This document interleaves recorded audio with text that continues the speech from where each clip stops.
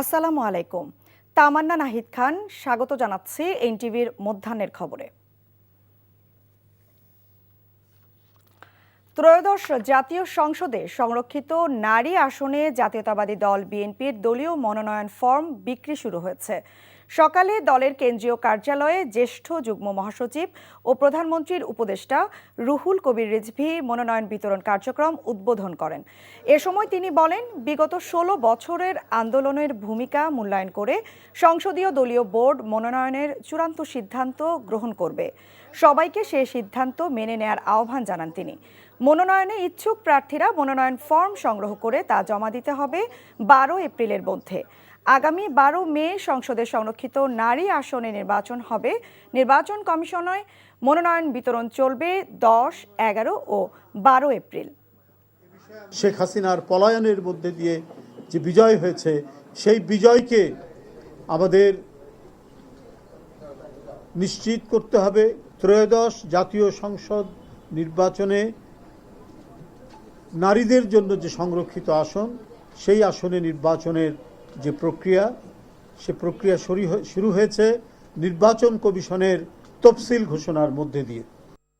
নতুন করে তেলবাহী জাহাজ দেশে আসায় জ্বালানি খাতে কিছুটা স্বস্তি ফিরলেও এখনও ভোগান্তি কমেনি গ্রাহকদের। রাজধানী সহ দেশের বিভিন্ন স্থানে আজও দীর্ঘ সারিতে অপেক্ষা করে তারা সংগ্রহ করছে জ্বালানি তেল। আবার অনেকে পাম্পে তেল না পেয়ে এবং পাম্প বন্ধ থাকায় জানায় হতাশার কথা। এদিকে অতিরিক্ত চাহিদার কারণে সরবরাহে বেগ পেতে হচ্ছে পাম্প কর্তৃপক্ষকে।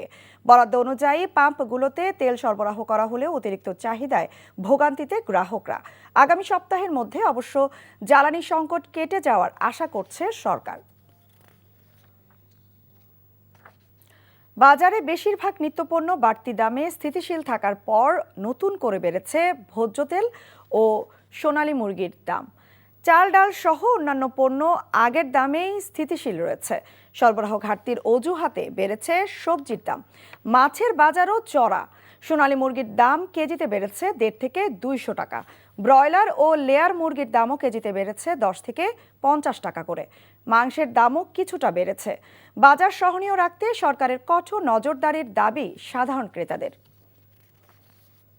মাস খানেক বিরতির পর আজ থেকে শুরু হচ্ছে বাংলাদেশ ফুটবল লিগ BFL এর খেলা।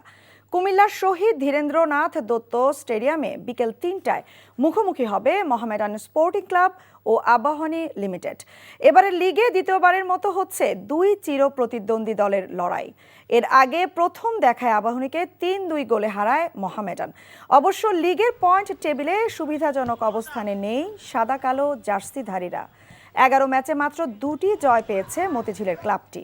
১১ পয়েন্ট নিয়ে টেবিলের ৬ নম্বরে কোচ আলফাজ আহমেদের দল। অন্যদিকে পয়েন্ট টেবিলে শক্ত অবস্থান ধরে রেখেছে আবাহনী।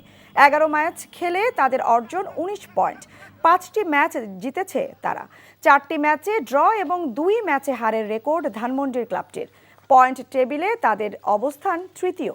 একই দিন ফকিরাপুল ব্রাদার্স ইউনিয়ন এবং PWD রহমতগঞ্জ পরস্পরের বিপক্ষে খেলবে।